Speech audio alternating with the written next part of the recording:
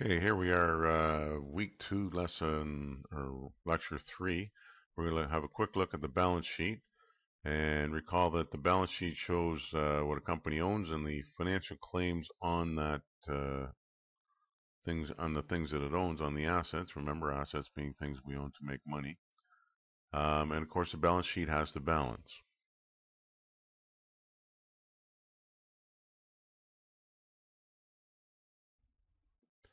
So again, the balance sheet, left-hand side, we've got assets, and the assets are broken up into current assets and long-term assets. On the right-hand side, we have liabilities, current liabilities and long-term liabilities. And down at the bottom right, we have owner's equity, which would be the original investment. So when the company started, the owner plunks down some money, and that would be her original investment, plus retained earnings. So if they have profits, and the profits are left in the company, remember we talked about dividends, the profits are left in the company if we don't give dividends, and that becomes retained earnings. Dividends not given out, and we have profits, retained earning goes up. If we have losses, retained earnings go down. Okay, pretty simple. Now, if I look at liabilities for a second, current liabilities, long-term liabilities, a lot of times on a balance sheet we'll see a little note that says current portion of long-term debt. So if we have a mortgage, for instance, we're going to have to pay off or make payments on that mortgage within the next 12 months. So you may see, for instance, current portion of mortgage under current liabilities. Okay, it's just a little bit of a note that says to the reader of the financial statements that we've got these obligations in the next 12 months in terms of current liabilities. So just something to keep in mind when we do analysis later on in the course. This is something we have to account for.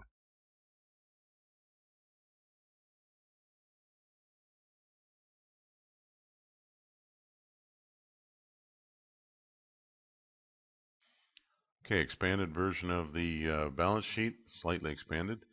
On the left-hand side, we got the assets. We got the current assets, accounts receivable, inventory, cash, prepaid, sold, or, oh, there's some magic words, used up within the year. So used up, that tells me they're going to become expenses. Capital assets, we have buildings, vehicles, equipment, things that are going to be used for a lot of years. We use them up, but a little slower. Okay, we expense them. Right-hand side, again, accounts payable, for instance, other little liabilities, maybe short-term loans, etc., or accrued payments due within a year. We have to pay them out. Of course, any current portions of long-term debt. And under that, we've got long-term debt in terms of mortgages, term loans, etc., etc. Okay. And the bottom right, we've got shareholders' equity, and common shares and retained earnings. Okay, so basically on shareholders' equity, you want to reword that. It's the amount of money the owners have tied up in the business or invested in the business.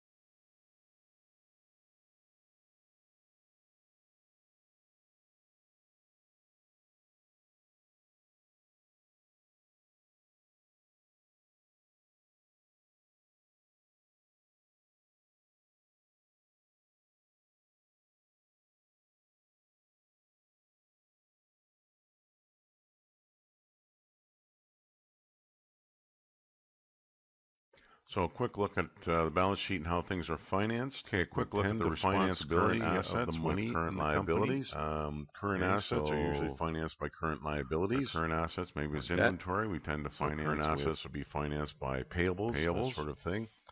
In the beginning, however, shareholders might buy mortgages, that sort of thing, are used to finance assets, trucks, to get the company rolling. So we could have the vehicles, buildings, that sort of thing, and their equity supplying money for the current. And of course, owner's equity is used to finance both. Typically, term, the capital assets, equity only finance shareholders, common shares investment, whatever the case may be, by long-term debt. Usually only finances loans current assets at the beginning of the company. And again, in the startup situation, after that, then the retained earnings take over, paying a portion of the capital assets, current assets, and ongoing. The bank will usually want some sort of a down payment. When we get down to capital assets, we're going to write a check for the company.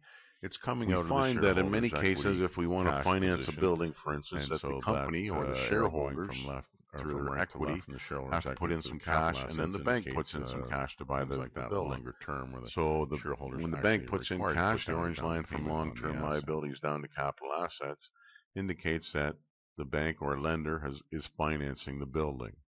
Okay, so that's what they contribute, and then the shareholders contribute from the company some sort of a down payment. That means the company just writes a check and makes a deposit. And again, left hand has to equal right hand, so the assets on the left have to equal the total of the liabilities and equity on the right. So the balance sheet are pretty much the same idea as limitations of any financial statement. It's based on history. So it doesn't help us much for looking forward, other than tell us the company may be in a good position or a bad position or neutral. The other thing the balance sheet doesn't recognize is some important changes in property values, for instance. Now, in terms of international financial reporting, the laws have changed about 4 or 5 years ago in that companies, publicly traded companies, do have to restate material values of, for instance, property. Years ago, Greyhound, somebody recognized that Greyhound bus company had bus stations all over North America, and they were in downtown locations. So think of this. Way back when Greyhound started up, say in New York, they bought and built their building for maybe $30,000. But now it's suddenly worth, well, not suddenly, 70 years later, it's worth $3 or $4 million. So this fellow went around and bought a bunch of shares in Greyhound, and then got all the properties revalued, or tried to sell them off to recognize value, and made himself a lot of money because suddenly the company on paper was worth more money. So interesting piece of work, that. Okay, the other downfall, of course, is there's a variety of accounting policies, reporting, amortization, etc., etc., etc. Typically in small business, we don't see a huge amount of juggling like on the balance sheet with these sort of things. Typically, we'll see that on the income statement. So the balance sheet's relatively immune from that sort of thing. And I'll say relatively, of course, not all the time, but just something to be aware of.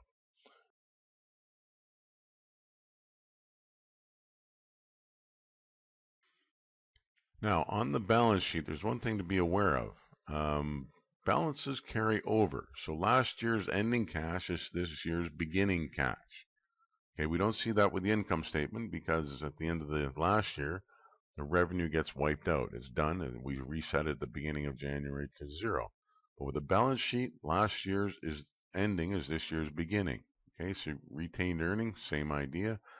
Ending accumulated amortization is the same, etc., etc., etc.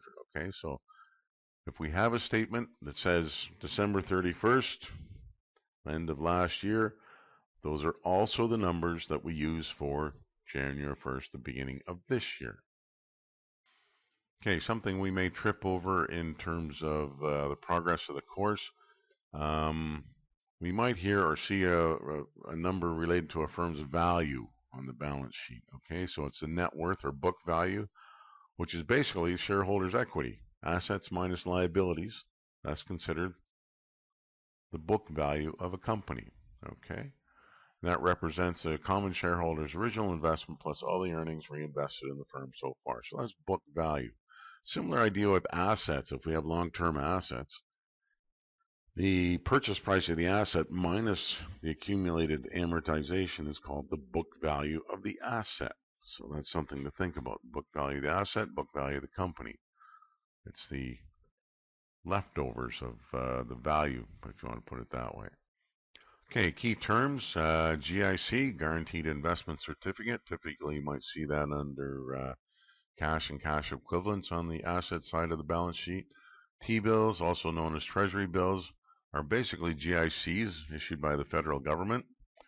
Prepaid expense, something we had to pay for in advance, sometimes rent, sometimes insurance, sometimes utilities deposits. Okay. Accrued expenses, a lot of times they're payrolls. Okay, they are, on one hand, they're an accrued expense, i.e. you haven't paid for them, so they're a liability.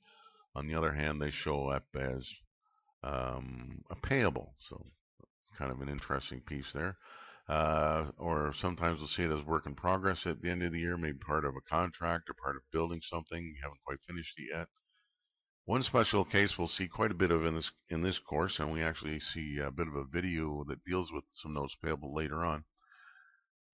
If you have a supplier that you need long-term credit from, okay, so if you're building, say, a special machine for somebody, a lot of the parts and that sort of thing you might have to get in from a supplier, but if you are building the machine, it takes you a couple of months to build it.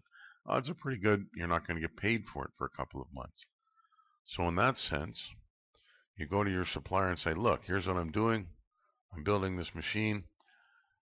I can't pay you until I get paid. Can you deal with that? And supplier says, sure, blah, blah, blah. We'll do a note, and the note will have all sorts of terms, condition, declared payment, schedule maybe, interest, that sort of thing. It's a little stronger in terms of paper and legal implications than just a regular account payable, account receivable relationship. So we'll see some notes payable in this course. Okay, here we are on our last slide.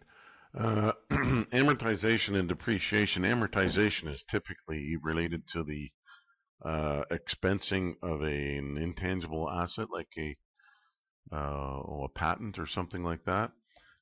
Depreciation is the using up of a long-term asset, whether it's a building or vehicle. We tend to use them interchangeably when we're talking about this in business life, so I'm not going to make much of a distinction here in the business class or in the finance class. Even your banker will use them interchangeably, so not to worry about that too much. Every once in a while you encounter somebody who gets a little strict about the use, but not such a bad thing to worry about. Straight line versus declining balance. Straight line, if you have something worth $100, you're going to use it for 10 years. And the first year you use it, it's only worth 90. Second year, it's only worth 80.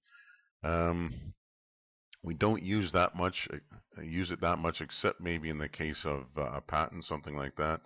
Common shares. Basically, that's what the company sells somebody when they invest in the company. So I buy shares in a company. Usually get common shares, and I get to vote with those. Preferred shares, I don't get to vote with them, but if the company goes out of business, then I get first crack before the common shareholders at what's left over.